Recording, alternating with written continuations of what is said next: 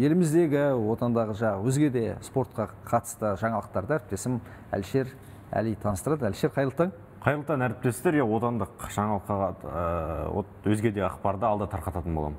Жақсы.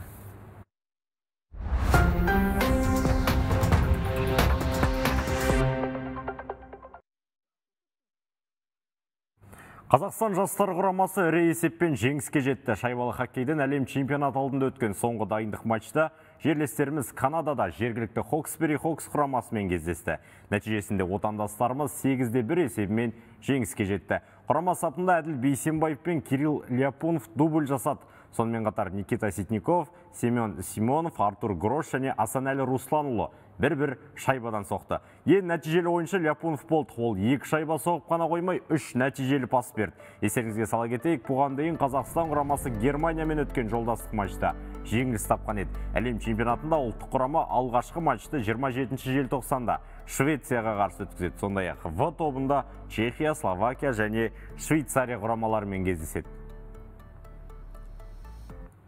Елена Рыбакина Дубайда жеңіске жетті. Жерлесіміз өнер көрсеткен сұңқарлар командасы World Tennis Liga көрме турнирінің жеңімпазы атанды. Әлемдік теннис лигасында сұңқарлар намысын Рыбакинадан бөлек ресейлік Андрей Рублев, канадалық Денис Шаповалов және франциялық Каролин Гарсия қорғады. Олар финалда Хоукс командасын тізе бүктірді. Осы додада жерлесіміз 4 жекелей кездесу өткізіп, соның біреуінде румыниялық Симона Халеп тұтты. Қалған үшеуінде әлемнің бірінші ракеткасы беларустық Арина Соболенкадан, Польша өкілі Ига Швентектен және ресейлік Мира Андреевадан жеңіліп қалды. Енді Елена 27 желтоқсан мен 5 қаңтар аралығында ұлттық құрама сапында Австралияның Сидней және Перт қалаларында өтетін United Cup турнирінде ойнайды.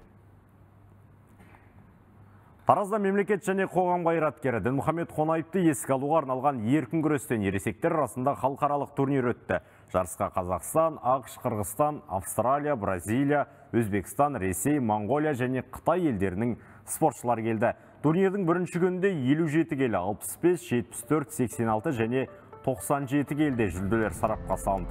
Сайыстың басты таңғаларлық оқиғасы құрамамыздың көшбасшыларының бірі Ризабек Айтмұханның жеңілісі болды. Жартылай финалда ол америкалық Джонатан Айеллоға 9-12 есебімен есе жіберді. Артынша қарсыласы финалға шығып, жерлесіміз 3-ші орын үшін белдесуге мүмкіндік алды. Нәтижесінде қола жүлдеге қол жеткізді. Ал Азамат Дәулетбеков болса, финалда өзбек палуаны Шерзат Пояновты 3-0 есебімен жеңіп чемпион атанды.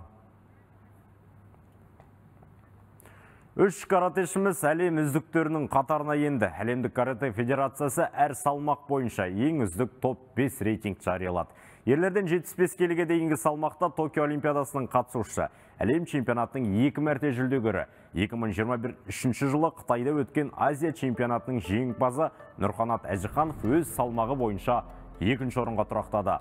67 келіге дейінгі салмақта 2018 жылғы Азия ойындарының күміс жүлдегері, 2023 жылы Ханчжоуда өткен Азия ойындарының қола жүлдегері Әмірәлі Дидар рейтингте 4-түкті түйіндеп тұр. Ал әйелдер арасында 68 келі салмақта рейтингтің көшін отандасымыз София Берульцева бастап тұр. Ол 2020 жылғы Токио Олимпиадасының қола жүлдегері, 2022 және 23 Азия чемпионаттарының чемпионы.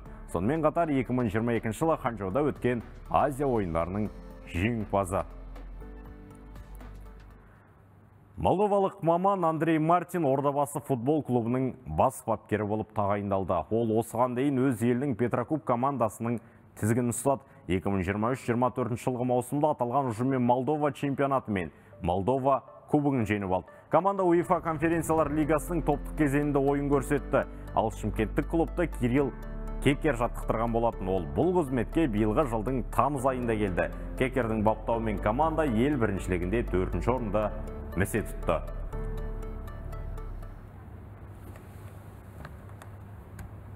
Әріптестер, әзірге Әлішерде бар ақпараттар легі осы, сөз сүгіні өздеріңізде. Ақпаратыңа рахмет, Әлішер. Құрметті көрермен, спорт жаңалықтарымен таныстырған әріптесіміз Әлішер Әли. Одан әрі жалғастырайық.